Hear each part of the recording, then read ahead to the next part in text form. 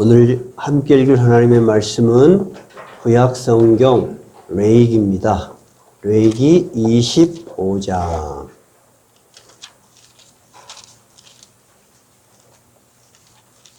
제가 가진 성경은 구약성경 185쪽입니다. 185쪽. 구약성경 185쪽 레위기 25장.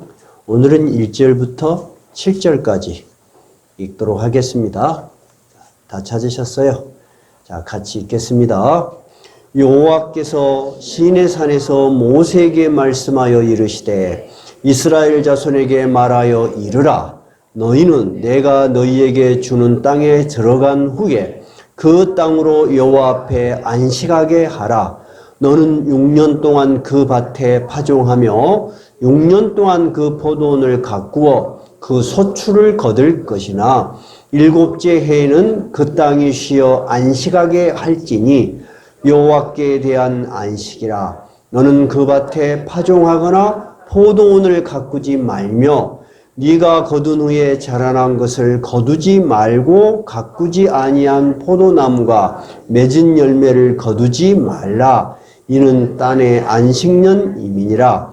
안식년의 소출은 너희가 먹을 것이니 너와 네 남종과 네 여종과 네 품꾼과 너와 함께 거류하는 자들과 네 가축과 내 땅에 있는 들짐승들이 다 그 소출로 먹을 것을 삼을지니라. 아멘. 이 세상에 많은 나라들이 있었습니다. 그 당시에.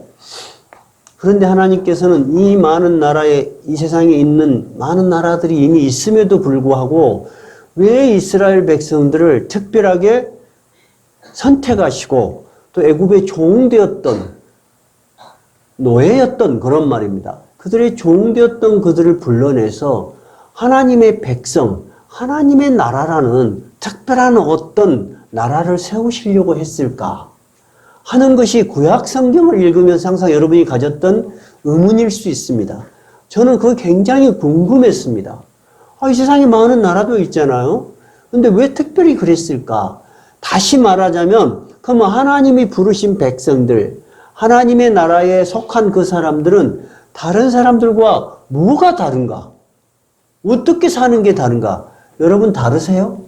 밖에 나가서 예수 안 믿는 사람하고 여러분 다르세요? 흔히들 예수 안 믿고 교회 안 다니는 사람들이 뭐라고 하냐면 교회 다니는 놈들이 더 나쁘더라. 그런 말 많이 해요. 그런 말 많이 하지 않습니까? 또 우리가 매스컴에도 보면은 그렇게 모범적이지 못한 여러 가지 교회의 모습들, 소식들을 듣게 됩니다. 그러면 궁극적으로 이 세상에 많은 그런 것들은 놔두고라도 하나님께서 우리에게 무엇을 요구하셨기에 우리가 어떻게 사는 것이 그들과 다른 것인가? 그것이 바로 레위기 19장이었어요. 아주 핵심적인 사상입니다. 그래서 우리가 레위기는 참 읽기 지루해. 흔히들 다 그러세요. 그리고 잘 읽지도 않고 설교도 안 하시는 부분이 많아요. 근데 그렇지 않아요. 아주 핵심적인 사상이 있었어요. 그것이 지난번 구약 성경 19장의 핵심적인 사상이 뭐였어요? 너희는 거룩하라. 이유는 나 여호와가 거룩함이니라. 내가 너희들을 불렀지 않냐. 근데 내가 거룩하니까 내 백성들도 거룩해라. 그런데 우리가 이 거룩하라는 말을 잘못 이해하면 종교적으로 아주 그럴듯하고 다른 사람이 흉내낼 수 없는 아주 특이한 삶을 살아라 라고 보여질 수 있어요. 여기까지가 우리가 흔히 갖는 신앙에 그래도 관심이 있던 사람들이 흔히 놓치기 쉽고 이해하지 못하고 그렇게 사는 것을 거룩하다고 이해하는 잘못된 이해입니다. 저는 아주 그 부분에 대해서 아주 오랫동안 방황하고 힘들었던 것 같아요. 근데 그렇지 않다는 것입니다. 하나님의 거룩이라는 것은 너무나 구체적이고 우리의 삶 속에 뚜렷하게 드러난다는 것입니다. 제 1번이 뭐였어요? 19장 1번. 안식일을 기억하여 거룩하게 지키라. 예배를 잘 드리는 거. 여러분 지금 예배 드리러 일주일에 한 번 오셨잖아요. 정말 이게 거룩하게 사는 것입니다. 근데 그렇게 하신 하나님의 목적이 뭐예요? 너 나를 위해서 고생 좀 더 해봐. 그런 거예요? 아니에요. 너 엿새 동안에 힘써 일했지 않냐? 내가 정한 하루라도 쉬어라. 여러분 잘 쉬세요. 주일은 편안하게 쉬세요. 저희 교회에 어떤 분이 저에게 이런 말씀을 하실 때 제가 좀 기쁘기도 하고 좀 걱정되는 부분이 있어요. 뭐냐면 목사님이 교회에 와서 너무 편하니까 이래도 되나 싶어요. 하나는 성공한 거예요. 아, 이 교회는 하나님 참 우리를 편하게 해주신다. 그건 성공한 거예요. 그래서 한편은 기뻤어요. 한편은 혹시 이 교회는 너무 게으르다. 그럴까봐 걱정이 좀 돼요. 그러나 여러분, 본질적인 것은 하나님 앞에 쉬는 것입니다. 그래서 우리 교회가 많은 일을 안 해도 내가 왜 이렇게 게으르지? 그런 생각 안 해요. 여러분이 잘 쉬고 있는가? 여러분 잘 쉬라는 것도 안 쉬고 그럼 내가 어떻게 할 거예요? 근데도 세상 일에 여전히 쫓겨서 힘들고 그런 사람을 보면 그게 안타까운 거야. 일주일에 한 번은 쉬는 것이 하나님이 주신 휴식인데 참 현실의 삶이 그렇지 못하니까 안타깝다. 그런 생각은 가져요. 여러분 오늘 일주일에 한 번 시간을 내서 예배드리는 거 거룩하게 사시는 것이에요. 하나님이 원하시는 거룩함 여러분 쉬워요 어려워요? 쉽죠? 그런데 막상 믿음이 약하고 세상의 일들이 많이 쫓기면 어쨌든가요? 그것도 어려워. 결코 쉽지 않은 거예요. 두 번째는 하나님께서 하시는 말씀이 뭐냐면은 내 부모를 공경하라. 에베소서에서 바울 사도는 내 부모를 공경하라 이 말에 덧붙여서 또 너희 아비들아 자녀를 노엽게 하지 말라. 무슨 말씀이시냐면은 이 세상에서 예배를 보는 하나님과의 나와의 종교적인 일을 빼고 제일 중요한 것은 가정의 질서와 평화와 화목이에요. 가정이 무너지고 가정에서 불평이 생기고 갈등이 생기면 여러분 만사가 다 힘들고 어려운 것입니다. 목회자들도 제일 어려운 건 뭔지 알아요? 가정의 평안함입니다. 교인들은 목회자의 생활을 잘 모르세요. 그죠? 목사님 항상 좋은 말 하니까 항상 목사님은 죄도 크게 안 지신 것 같고 화도 많이 안 내시는 것 같고 갈등도 없을 것 같죠. 근데 목회자들이 제일 힘들어하는 것이 가정입니다. 왜냐하면 목회자의 현실의 모습을 누가 제일 잘 알아요? 사모가 제일 잘 알아. 사모가 목사님이 설교를 은혜가 되겠어? 잘 안 되겠어? 잘 안 될 수가 있어. 그래서 목사님이 설교를 사모가 은혜 받았다 그러면 다른 목사님들이 진짜 목사님이다 그래. 근데 우리 사모는 은혜를 받았다고 그러거든요. 그래서 우선 감사해요. 여러분 가정은 하나님의 거룩함이 드러나는 제일 소중한 곳입니다. 여러분의 가정에 불평이 있고 불만이 있으면 당신 탓, 내 탓, 자식 탓, 부모 탓이 아닙니다. 그곳에 뭐가 사라지고 있는 거라고요? 하나님의 거룩함이 사라지고 파괴되고 있는 거예요. 그럼 여러분이 제일 먼저 해야 될 일은 뭐예요? 빨리빨리 돈을 벌어서 빨리빨리 자식 잘 살게 해주고 그것이 1번 아니에요. 하나님의 거룩함이 그 가정에 살아나야 돼요. 그래서 항상 제가 권면드리는 것이 일주일에 한 번이라도 가정예배 드리십시오. 이제 코로나가 거치면 다 돌아다니면서 가정예배 드렸는가 안 드렸는가 해서 발표를 해드릴 겁니다. 여러분 지금부터 그때를 대비하여 가정예배 소중하게 생각하십시오. 세 번째 하나님의 거룩함은 어디서 드러났죠? 너만을 위한 하나님이 아니다는 거예요. 나는 너만을 위해서 나의 백성으로 삼지 않았다는 것입니다. 그래서 그 19장에서부터 오늘 25장 사이 전부에 있는 내용이 거기에 들어가죠. 하나님은 사회적 약자, 이웃과 타인을 사랑하면서 베풀며 그들과 조화롭게 살아라고 하는 것입니다. 첫 번째가 사회적 약자, 고아와 과부와 나그네들. 두 번째는 힘없는 자를 억압하지 말라. 요즘 말하자면 갑질하지 말라는 거예요. 두 번째는 임금을 제때 제 시간에 주어라. 노동 착취하지 말라는 것입니다. 재판을 할 때 힘이 없는 자라고 두드러지 말고 세력이 있다고 비유하지 마라. 사법 정의에 관한 이야기. 그리고 많은 내용들이 25장 앞에까지 있습니다. 그건 여러분들이 다 읽어보세요. 우리 교회의 좋은 점은 이렇게 차근차근 설교를 해나가니까 여러분이 충분히 다 읽으실 수 있어요. 오늘 한 번, 다음 주 한 번이면 레이기가 끝납니다. 끝나기 전에 아이고 내가 레이기 다 끝나기 전에 평생 한번 읽어보지 못할 건데 이 기회에 읽어야 되겠다 하고 읽어보세요. 저도 이 설교 넘어가 버릴까 하다가 이런 생각이 들어요. 내가 여러분과 헤어질 때까지 다시 레이기 설교를 할 수 있을까? 아니야, 할 수 없을 거야. 그러면 기왕 하는 거 깊이 있게 해드려야 되겠다. 그런 생각이 들어요. 그러면 24장까지 읽을 때 여러분이 전에는 그냥 지루하게 읽었던 부분이 어떤 관점으로 읽어야 된다고요? 아, 이렇게 사는 것이 하나님이 우리에게 바라는 거룩한 삶이 현실적으로 어떻게 살아라 하는 거구나. 이런 관점에서 읽을 수 있어요. 굉장히 저에게도 도움이 됩니다. 저도 사람과 만나거나 또 가정에서나 목회에서 이런 생각을 많이 해요. 내가 잘못하면은 실수한다 하는 생각을 하지 않고 요즘은 잘못하면 나에게서 하나님의 거룩함이 사라질 수 있다. 항상 조심해야 되겠다. 하나님의 거룩이라는 이런 단어가 지금 어때요? 설교를 다 듣고 나니까 굉장히 추상적인 것 같아요. 구체적이고 현실적이에요. 구체적이고 현실적이에요. 그러면 이 하나님은 우리에게 어떤 하나님이에요? 우리의 삶에 깊이 들어와 계신 하나님이세요.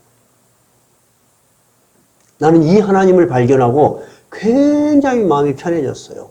옛날에는 막 산기도 가서 울부짖고 막 그런 것들을 우리는 신앙이 뜨겁다고 생각을 했어요.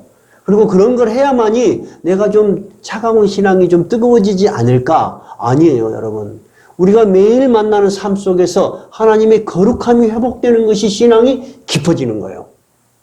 여러분이 예배를 드리러 와서 마음이 편해지는 거, 그것이 거룩함이 살아나는 거예요. 찬양을 할 때 너무 좋다. 그게 거룩함이 살아나는 거예요. 여러분이 이 코로나 사태에도 불구하고 오히려 자주 모이기를 못하지만 찬양을 함께 부르고 그런 모습을 보니까 전 너무 행복해요. 그것이 여러분 이 세상이 어떻게 돌아가든지 우리 안에는 뭐가 있는 거예요? 하나님의 거룩함이 살아있는 거예요. 이해가 되시죠? 그리고 내가 사회에서 지난주에 설교 드린 것처럼 정치, 사회 제도를 바꿔야 되겠다. 우리 보수신앙은 너무 이기적이다. 나의 개인의 구원만을 위한다. 나만을 위한다. 교회 부흥만을 위한다. 이런 이야기 많이 듣잖아요. 그래서 우리 보수신앙은 좀 한계가 있다라는 생각에서 아, 내가 너무 생각이 적었구나. 하나님의 말씀과 하나님의 경륜은 그것보다 훨씬 높은데 우리가 그것을 보는 눈이 없었구나. 지금도 그러실 수 있어요. 왜냐하면 사람은 자기의 경험 세계가 굉장히 중요해요. 저는 사회를 한번 바꿔봐야 되겠다. 사회 제도를 바꿔봐야 되겠다. 정치 구조를 바꿔봐야 되겠다. 어떻게 하면 경제 구조가 빈부가 없는 생활을 살 수 있을까? 이런 정책을 전문으로 연구한 사람이었기 때문에 레위기 25장은 나에게 충격이 주었고 감동을 준 대목입니다. 그래서 오늘은 25장 첫 번째 안식년에 대한, 다음 주는 희년에 대한 설교를 할 겁니다. 제가 받은 감동이 여러분에게도 잘 전달돼서 이 하나님은 우리의 지혜를 뛰어넘는, 인간의 지혜를 뛰어넘는 지혜를 가지고 우리의 현실로 오신, 우리의 삶 속에 들어오신 하나님이라는 것을 이해하고 그러므로 더욱더 하나님을 신뢰하고 하나님의 말씀이 정말 진실로 들리는 그런 성령의 감동이 있기를 바랍니다. 오늘 25장 1절에 여호와께서 시내산에서 모세에게 말씀하십니다. 그러면 여러분 아직 가나안 땅에 들어갔습니까? 안 들어갔습니까? 안 들어갔습니다. 아직 아무것도 모르는 400년 동안이나 남의 나라에 종처럼 살았던 그들을 인도하여 내어서 시내산에서 하나님의 말씀을 주시면서 이런 말씀을 하시는 것입니다. 2절이죠. 이스라엘 자손에게 말하여 이르라. 2절 한번 읽어볼까요? 너희는 내가 너희에게 주는 땅에 들어간 후에 그 땅으로 여호와 앞에 안식하게 하라. 내가 너희를 데리고 가나안 땅에 데리고 가게도 없이 한 번도 자기 소유가 없는 사람들을 가나안 땅에 들어가서 땅을 주겠다는 것입니다. 얼마나 좋은 약속입니까, 여러분? 약속은 어때요? 굉장히 기대가 할 만해요. 이게 가능성이 있을까요? 이스라엘 사람들은 이게 가능성이 있을까? 정말로 실감을 했을까요? 잘 모르겠어요. 이제 그것은 민수기에서 점점 나와요. 이들이 정말 이 약속을 믿었는가? 하는 것이 민수기에서 나올 거예요. 근데 하나님은 그 약속을 하시면서 뭐라고 했냐면은 그 땅으로 여호와 앞에 안식하게 하래요. 근데 여기서 그 땅은 뭐요? 그 땅은 뭐요? 너희가 앞으로 얻을 그 땅. 너희들이 지금 생업으로 갖고 있는 모든 그곳에서 안식해라는 것입니다. 여러분, 사람이 안식해라고 하면 이해가 되죠? 짐승, 가축도 우리가 안식일을 쉬어라 그러잖아요. 가축도 안식해라 하면 이해돼요, 안 돼요? 이해되죠? 땅이 어떻게 안식을 해요? 이해돼요, 여러분? 이해가 안 돼. 땅이 어떻게 안식을 하죠? 우리가 쉽게 이해할 수 없는 말을 하나님이 하시는 거예요. 그럼 구체적으로 하나님은 땅을 어떻게 안식이라고 하냐면 3절입니다.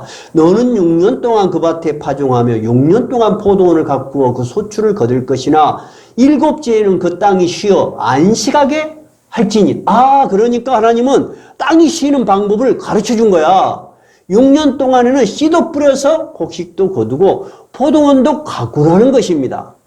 근데 7년째는 어때요? 손대지 말아요. 여호와 하나님 앞에 안식하게 하라. 그럼 여러분, 하나님이 보시기에는 땅이 살아있다, 죽어있다? 살아있다니까요. 땅이 살아있어. 하나님 앞에 안식하게 해. 땅도 안식하게 한 하나님이야. 그리고 5절 읽어봐요. 일곱째 해에는 그 땅이 쉬어 안식하게 할지니 여호와께 대한 안식일이라. 너는 그 밭에 파종하거나 포도원을 가꾸지 말며 네가 거둔 후에 자라난 것들을 거두지 말고 가꾸지 아니한 포도나무가 맺은 열매를 거두지 말라. 이는 땅의 안식년임이니라. 안식년의 소출은 너희가 먹을 것이나 너와 내 남종과 내 여종과 품꾼과 너와 함께 거류하는 자들과 내 가축과 내 땅에 있는 들짐승들이 다 그 소출로 먹을 것을 삼일지니라. 자, 6년 동안은 내가 힘써 일해서 먹었어요. 7년째는 어때요? 농사를 짓지 말아요. 그리고 그러면 땅에서 뭐 자라나 안 자라나? 자라나죠. 자라나는 거 일부러 다 베어서 다시 저장하거나 그렇게 하지 말아요. 먹기는 먹어. 근데 옛날 농사 짓는 방식으로 하지 마. 다 놔둬. 그러면 누구도 먹어? 종도 먹고 또 누구도 먹어? 가축도 먹고 또 야생동물, 야생 새들 다 먹어. 그러면 여러분 문득 어떤 생각이 듭니까? 어떤 인간으로서 어떤 염려와 어떤 고민이 생깁니까? 아니, 고민 하나도 안 생겨요? 어떤 고민이 생겨요? 아니, 한 해 동안 가 놀아불면 그 다음에는 우리가 뭘 먹고 살아?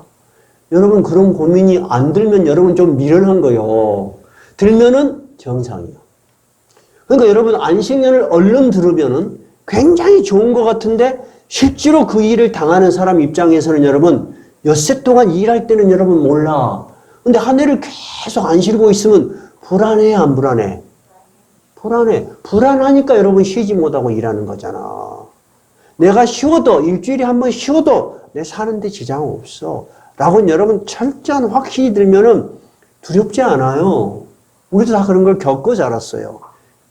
그리고 오히려 세월이 지나니까 이것이 맞다라고 확신이 드는 거야. 확신이. 근데 1년을 농사를 안 짓고 살아. 그럼 얼마나 불안하겠어? 자, 여러분 제가 물어볼게요. 불안하면은 그것이 기쁨이 되겠어요? 안 되겠어요? 안 되겠죠. 불안하면 안식이 되겠어요? 안 되겠어요? 안 되겠죠. 이것이 바로 딜레마야. 신앙의 딜레마. 얼른 생각하면 좋은데 이거를 그대로 받아들이자니 불안해. 그래서 여러분 믿음이라는 것은 의심이 없거나 흔들리지 않는 어떤 상태를 말하는 것이 아닙니다. 믿음이라는 것은 선택을 할 때 하나님 편에 서는 것입니다. 하나님 편에 서는 거지 아무런 염려도 없고 아무런 고민도 없다. 나는 예수 믿으니까 하나도 고민 없고 아멘 할렐루야 항상 좋다면 손 들어보시오. 없네. 내 신앙이 딱 정립이 된 것이 언제였냐면 신학교를 갔어요. 여러분들이 목사님을 볼 때는 어때요, 여러분? 목사님은 항상 염려도 없고 그런 것 같죠. 예. 신학교를 가면은 전부 어떤 사람만 오요? 목사 되고 싶은 사람만 와. 하나님이 특별히 연단해서 부른 사람들만 와. 다 부르짖는 기도가 뭐냐면 사역지를 주십시오. 나가 졸업하면 갈 데가 없는 거야, 교회가. 무슨 말이죠? 누구나 현실 앞에 서 있다 이거예요. 누구나 현실 앞에 서 있는데 내가 최종적인 결론을 어느 편에 설 것이냐. 두 번째는 하나님 편에 서서 얼마나 잘 인내하며 견디며 살아갈 것이냐 하는 것이 믿음이요, 여러분. 믿음은 의심이 하나도 없는 상태, 그런 상태가 되면 참 좋은 믿음이겠죠. 근데 그게 쉽지 않아요. 우리 그래도 연륜이 가장 오래되시고 또 나이도 많으신 우리 김수로 장로님한테 물어볼게요. 김수로 장로님, 믿음을 가지니까 염려도 하나도 없고 갈등도 하나도 없고 그럽니까? 때로는 많은 생각이 듭니까? 그렇습니다. 그러나 늘 하나님 편에 서서 걸어가는 것, 그것이 여러분 믿음이에요. 그러니까 결코 이 안식년이라는 것이 쉽지 않아요. 그러면 하나님 입장에서 그분이 진정한 하나님이라면 우리 고민을 알아야 돼요, 몰라야 돼요? 알아야 돼. 그 고민에 대해서 답을 하셔야 돼. 그리고 약속을 하셔야 돼. 그리고 지킬 능력이 있어야 돼. 그래야지 그게 하나님 아니요. 그러죠? 그러면 하나님께서는 어떻게 우리에게 약속을 하셨는가? 한번 살펴보십시다. 한번 살펴봅시다. 25장 18절부터입니다. 18절부터 쭉 한번 읽어봅시다. 하나님께서 안식년뿐만 아니라 다른 좋은 하나님의 거룩을 지키는 것들을 이야기하십니다. 특히 18절부터는 안식년 1년을 쉬면 우리가 어떻게 될까? 실제로 그런 일을 당해서 갈등이 생길 하나님의 백성들에게 미리 하시는 말씀이요. 18절 읽어봐요. 너희는 내 규례를 행하며 내 법도를 지켜 행하라. 그리하면 너희가 그 땅에 안전하게 거주할 것이라. 땅은 그것의 열매를 내리니 너희가 배불리 먹고 거기 안전하게 거주하리라. 만일 너희가 말하기를 우리가 만일 7째 해에 심지도 못하고 소출을 거두지도 못하면 우리가 무엇을 먹으리요 하겠으나 어때요? 하나님 우리 염려를 아신다는 거야. 하겠으나 어떻게? 내가 명령하여 6째 해에 내 복을 너희에게 주어 그 소출이 3년 동안 쓰기에 족하게 하리라. 너희가 8째 해에는 파종하려니와 묵은 소출을 먹을 것이며 9째 해에 그 땅에 소출이 들어오기까지 너희는 묵은 것을 먹으리라. 내가 너희 염려 안다는 거야. 염려지 마라. 왜? 네가 그런 믿음과 하나님 편에 서겠다는 분명한 믿음의 실천을 한다면 어떻게 하겠다? 6년째에 3년 동안 뭘 복을 주겠다는 거야. 여러분, 그래서 하나님께 복을 구하는 것은 정상적인 것이고 좋은 것입니다. 구약의 신학을 깊이 모르니까 기복 신앙을 우리가 잘못 이해하는 거예요. 그럼 하나님이 주신 복은 어떤 거예요? 우리의 탐욕을 만족시키는 거예요? 아니에요, 여러분. 하나님 편에 서서 하나님이 주시는 복을 누리는 거예요. 그럼 하나님이 주시는 복은 뭐예요? 우리의 일과 힘, 하나님을 믿는 마음과 열심히 사는 우리의 태도가 조화롭게 균형이 되는 거예요. 근데 하나님을 버려버리면 어떻게 돼? 세상 사람하고 똑같이 돼. 그러면 세상 사람들이 못 먹고 못 삽디요? 안 그래. 그들도 잘 먹고 잘 살잖아. 그러나 그들에게는 뭐가 없는 거예요? 하나님이 없는 것이고 하나님이 주시는 평안함이 없는 것입니다. 이제 이해가 되십니까? 그러니까 여러분이 하나님 저희 가정에 복을 주십시오 하는 것은 세상 사람들이 추구하는 복보다는 훨씬 차원과 수준이 높은 거야.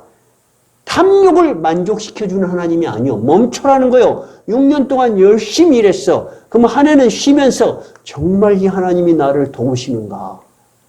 하나님에 대한 이해와 하나님에 대한 의식을 가지고 사는 한 해를 가져가라는 것이야. 그러면 너도 쉬고 누가 또 쉬어? 땅이 쉬고 또 누가 먹고 살아? 동물들이 먹고 살아.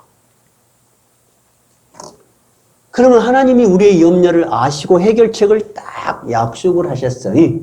구체적으로 어떤 약속을 주죠? 첫째, 6년째 소출을 3년 먹게 해줘. 자, 그러면 제 7년 때는 일 안 해도 먹고 살건데, 그죠? 그럼 8년째는 그 다음 뭐 해야 돼요, 이제는? 씨를 심어야 되니까 1년 못 먹죠. 2해 때 또 먹겠네. 그러면 세 번째, 3년째는 거두겠죠? 근데 이미 하나님이 3년 동안 쓰실 것을 줬기 때문에 조금도 두려워할 이유가 없는 거예요. 여러분, 하나님 굉장히 과학적이요, 아니요? 과학적이요. 치밀해요, 안 해요? 치밀해. 그래서 저는 목회자로서 치밀한 거, 교회를 조직적으로 움직이고 치밀하게 움직이는 것은 하나님이 주신 좋은 덕목이라고 생각해요. 하나님은 우리의 이성을 절대 무시하지 않았어. 오늘 또 여러분 들어보니까 어때요? 이성적으로 납득이 되잖아요. 그죠? 하나님의 말씀을 믿는다면. 그러면 결론적으로 궁극적으로 안식년은 뭐냐? 네가 이 하나님 편에 설 것이냐? 아니면 네가 네 힘으로만 산다고 생각하고 계속 네 노력을 하고 살 것이냐? 선택해라는 거예요, 여러분. 여러분, 그러면 여러분에게 묻겠습니다. 아이고, 하나님 믿고 불안해 사는 것보다는 나는 그냥 안식년 못 쉬고 계속 일하고 살래. 휴식 없이 7년 살래. 그것이 일 아닙니다. 제 이하는 그래, 이 하나님 한번 믿어볼란다. 내가 1년 살면서 쉬면서 이것이 놀고 먹는 것이 아니다. 내가 분명히 하나님의 약속을 지키는 것이다. 그럼 하나님이 채울 것이다. 그래서 여러분이 한 해를 잘 쉬었어. 내 집에 종도 쉬고 다 쉬었어. 그리고 8년째는 또 열심히 일을 해. 1년을 잘 쉬고 먹고 사는데 아무 지장이 없어. 두 번째를 선택할 것인가? 한번 손을 들어봐요. 아유, 나는 하나님 믿고 1년 동안 불안해하는 것보다는 차라리 내 노력대로 끝까지 일하고 살란다. 여러분 손 들어보시오. 없네. 교회에 앉아있으니까 다 그게 가능하구만. 제 2안 하나님 말씀을 듣고 7년째는 팍 쉬고 내 일이 없어도 좀 편안한 마음으로 하나님 함께 하시면 내가 하나님이 3배나 복을 주신 하나님으로 난 믿는다. 나는 그걸 선택하겠다면 손 들어보시오. 그것이 바로 이스라엘 백성들에게 주어진 현실이었어요. 그것이 현실이었습니다. 이게 신앙은 여러분 결코 추상적이 아니라는 것입니다. 제가 성경을 이해하면서 감격이 되고 마음이 편안해지는 것은 신앙이 굉장히 기이하고 남들이 하지 못하는 신앙을 하게 돼서 많이 배워서 그런 것이 아니에요. 이 하나님이 얼마나 우리 삶 속에 깊이 들어와 있고 우리가 살아가는 모든 일상을 소중하게 생각하시는가. 그리고 그의 백성들을 얼마나 사랑하시는가. 이것에 대한 이해가 되는 거예요. 그러면 하나님께서는 왜 이런 제도를 주었을까 하고 우리가 미루어 신학적으로 한번 생각을 해봅시다. 성경에 나는 왜 이렇게 했다라는 말을 하지 않았기 때문에. 그러나 하나님은 분명히 목적은 뭐라 그랬어요? 땅에 안식을 주려 함이라.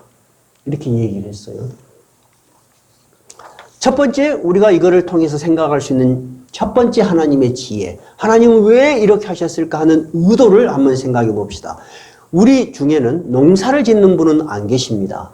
그러나 땅에 대해서 잘 아시는 분이 오이수 집사님, 그 다음에 농협에서 일하신 우리 주경선 권사님은 땅에 대해서 그래도 들은 이야기가 있을 거예요. 땅이, 오 집사님, 우리 주경선 권사님, 땅이 휴경지를 갖는 것이 땅에 좋습니까? 나쁩니까? 땅이 좋습니다. 땅이 자기가 힘이 있어요. 그걸 지력이라고 해요. 지력. 땅이 그 지력을 계속해서 농사를 지어 빼먹으면 어떻게 돼요? 지력이 상실이 돼요. 제일 좋은 건 뭐예요? 그러면 땅을 쉬게 해야 돼요. 그걸 휴경기라고 해요. 이것은 과학적으로 입증된 겁니다. 그럼 하나님은 이 말씀을 3,500년 전에 과학이라는 단어가 없을 때 땅을 만드신 분이니까 아신 거야. 그럼 여러분 땅이 살아있는 거예요? 죽어있는 거예요? 분명히 생명은 없는데 무언가를 살려내. 힘이 있어. 근데 쉬지 않고 더 뽑아 먹으려고 그래. 현대인들은 더 과학을 발전시켜서 그게 뭐예요? 비료를 만드는 거예요. 그래서 비료를 막 부어. 그러면 매년 비료 양이 더 들어가야지 그 땅이 유지가 돼. 그래서 땅이 어떻게 돼요? 산성화가 돼버려요. 그래서 요즘 인기 있는 농사가 뭐예요? 유기농. 자연의 땅. 비료 주지 않았습니다. 우리는 퇴비로만 합니다. 점점 사람들이 무엇에 대해서 인정을 하게 된 거죠?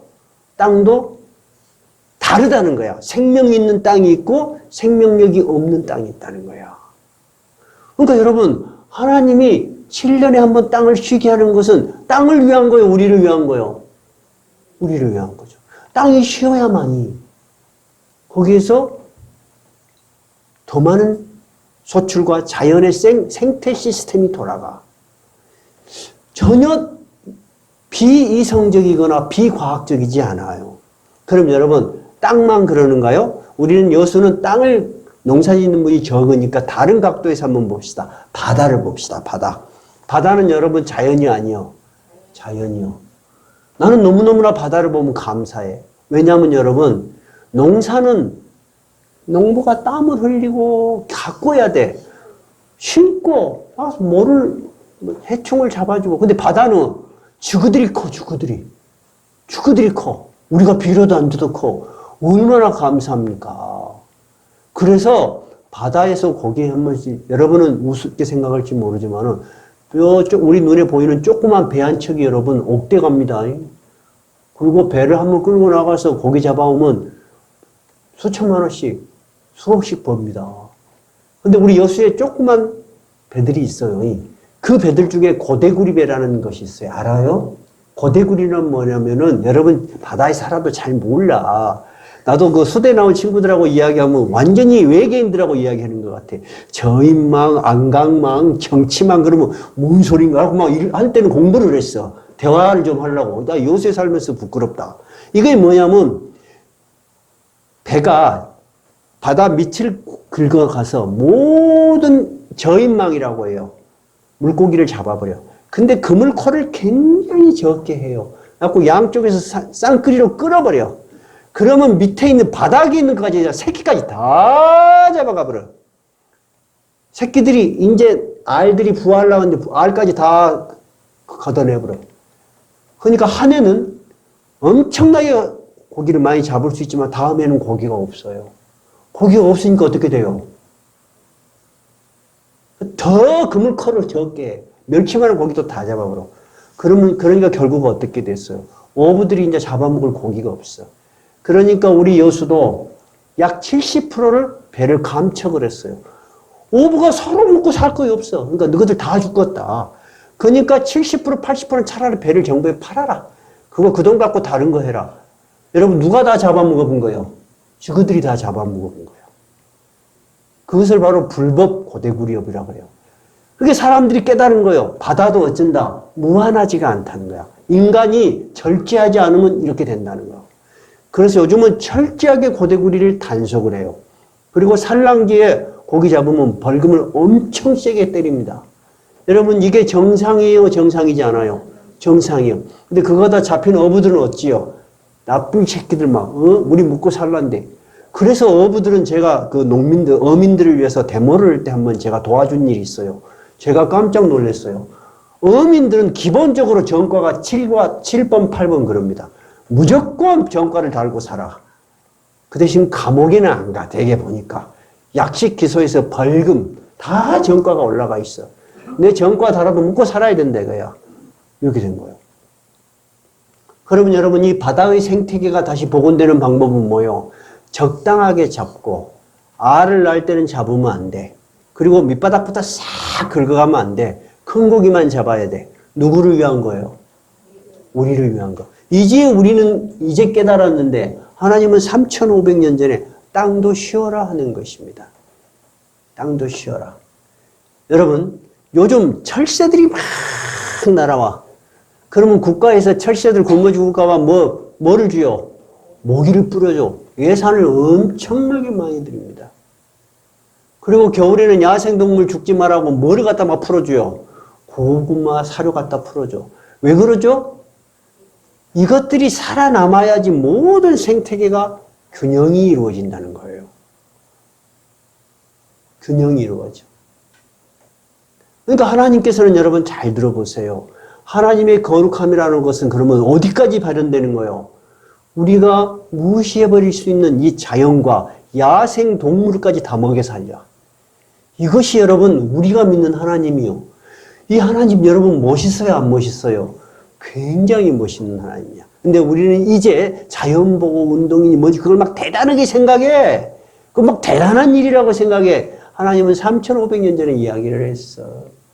3,500년 전에. 그러니까 멀리 가서 대단한 거 찾으려고 그러지 마. 이 하나님이 어떤 하나님인가를 알면은 다 이해가 돼. 우리는 다 잃어버리고 이제 정신을 조금 차리는 거예요. 근데 하나님은 진즉 파괴되기 전에, 다 잃어버리기 전에 너희들 이렇게 살아라 하는 거예요. 땅도 살고 자연도 살고 야생 동물도 살고 생태계가 모두 균형을 이루며 살아라는 것이에요. 좀 이해가 되십니까? 그것이 하나님의 첫 번째 지혜입니다. 그럼 오늘 하나님이 안식년을 말한 것이 엉뚱한 이야기가 결코 아니라는 것입니다. 지금 현재 우리가 그렇게 애쓰고 살고 있잖아요.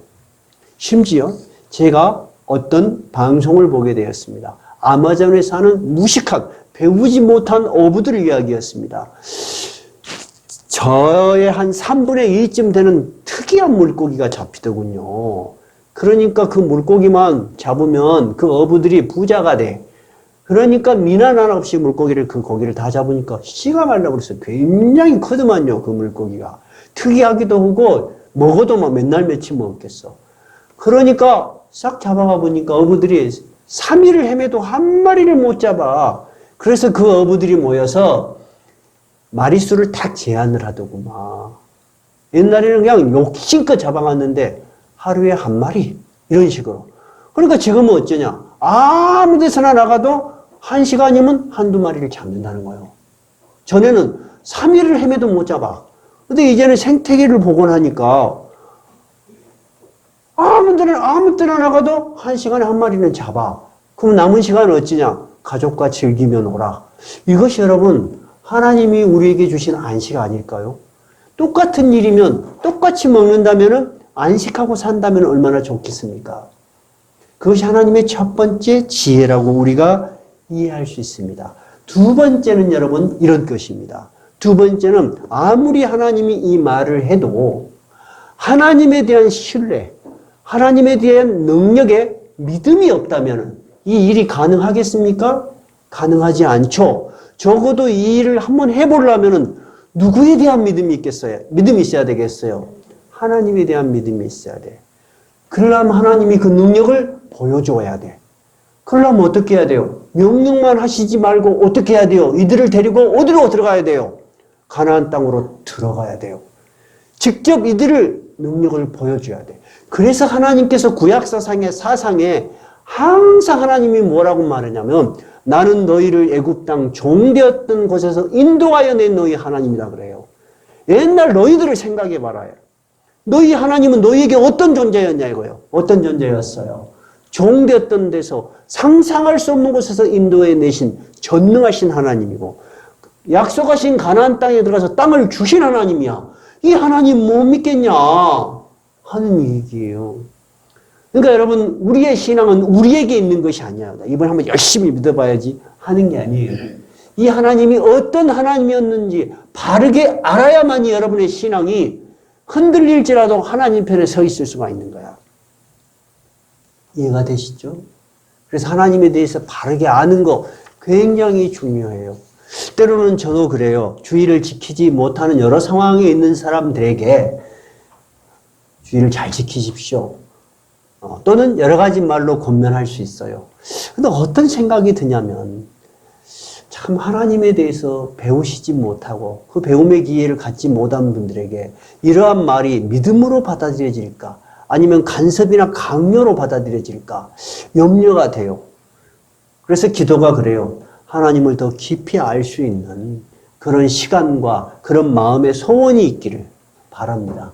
하나님을 알지 못하고 여러분의 열정과 여러분의 의지로 하나님 편에 계속 서 있는다는 것은 쉬운 일이 아닙니다.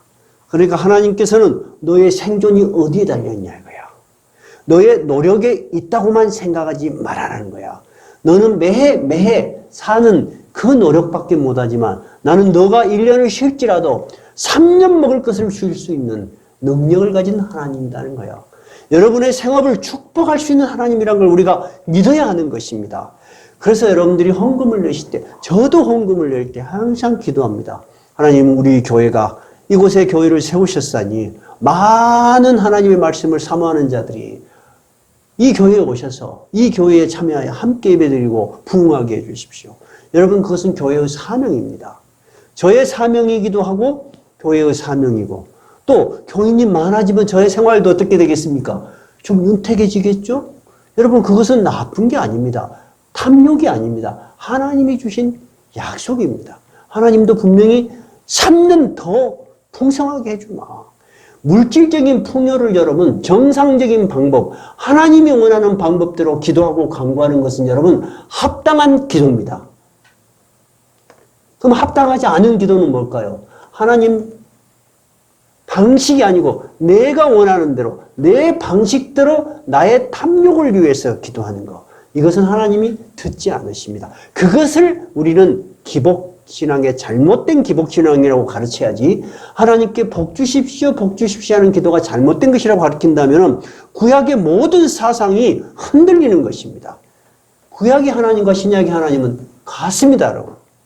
그 능력의 하나님은 신약에서도 똑같습니다. 우리가 그것을 어떻게 똑같다고 말할 수 있느냐? 예수님께서 뭐라고 이야기하십니까? 예수님께서 이 땅에 오셔서 말씀을 처음 전하십니다. 그러면서 이렇게 말씀을 전하십니다. 마태복음 6장 33절입니다. 한번 가볼까요? 마태복음 6장 33절.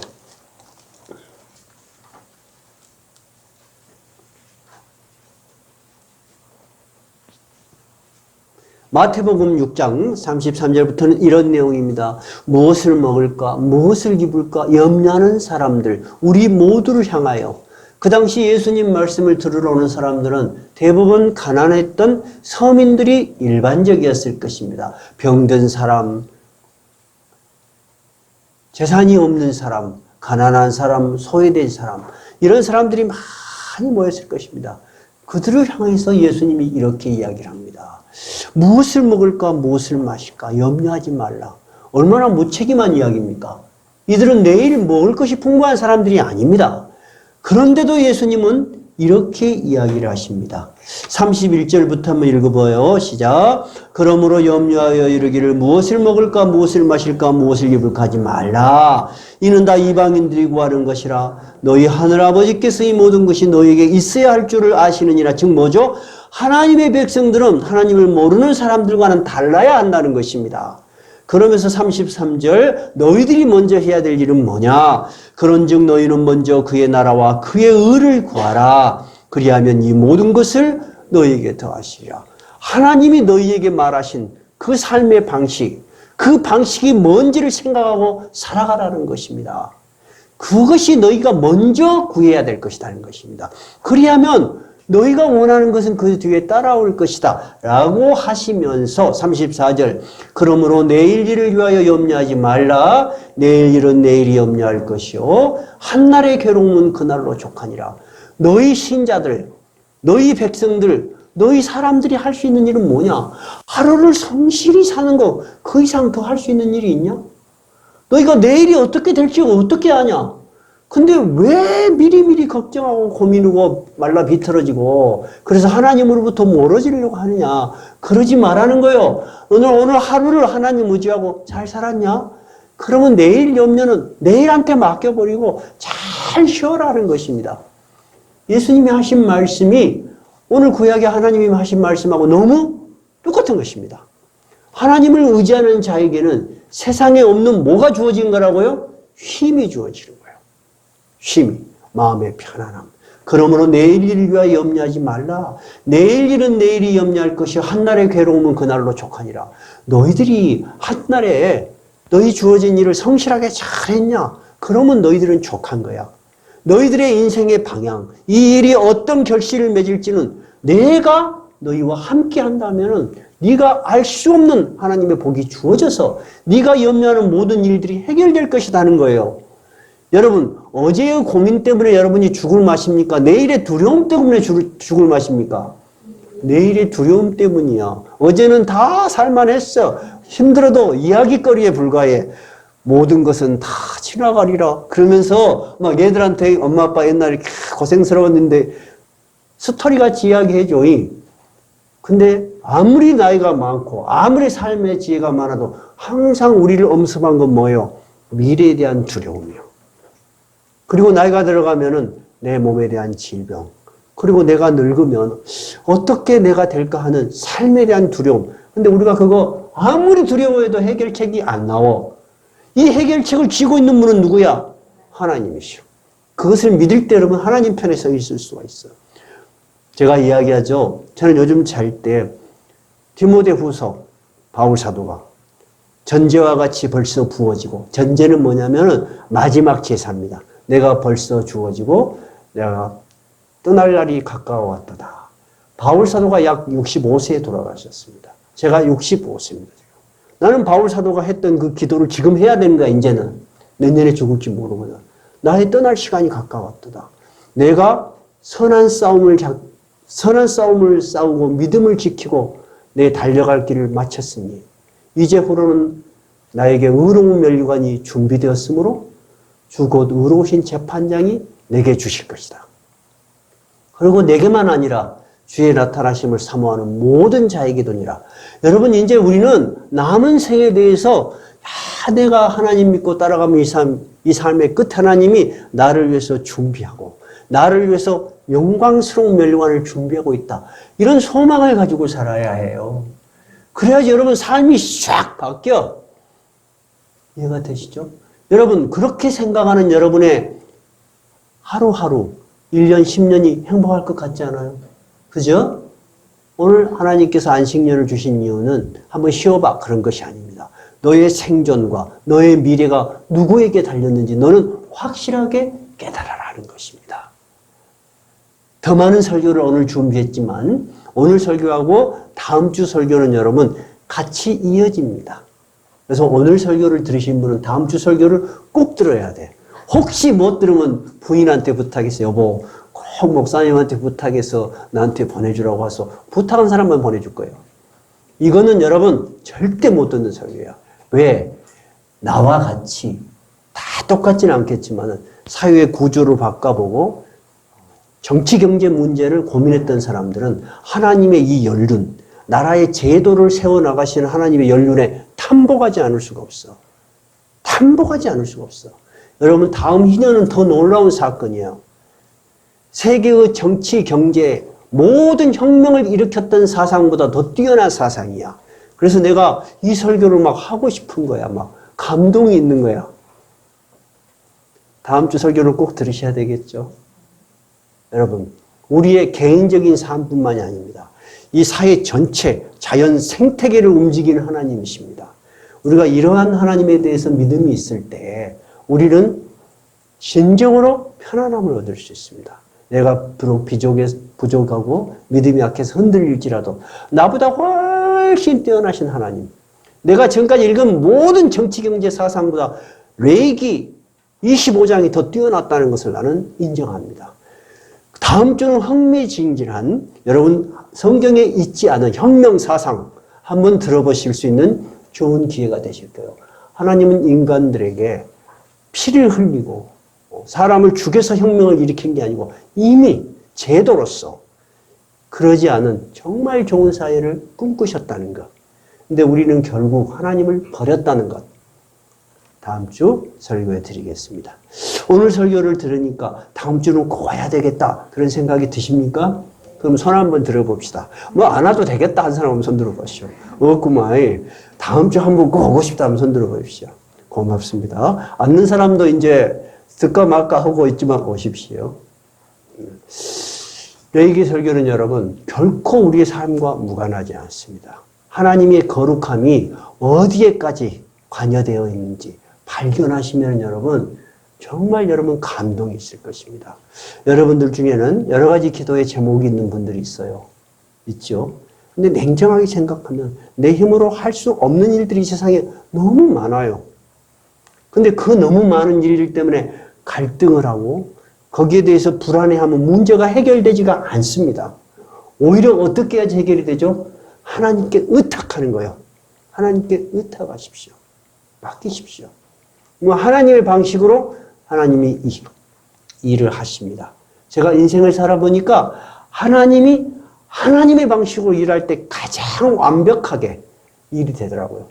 내가 내 방식으로 하려고 해봤더니 갈등만 많고 싸움질만 일어나고 저녁에 자다가도 이 새끼고 뻘떡 일어나고 용서가 안 되고 뭐 분노가 치밀고 그러대. 근데 하나님의 방식을 의지하니까 하나님의 방식대로 하나님이 이루시는 것을 보면서 저는 하나님의 말씀이 참 진리다 그렇게 생각합니다.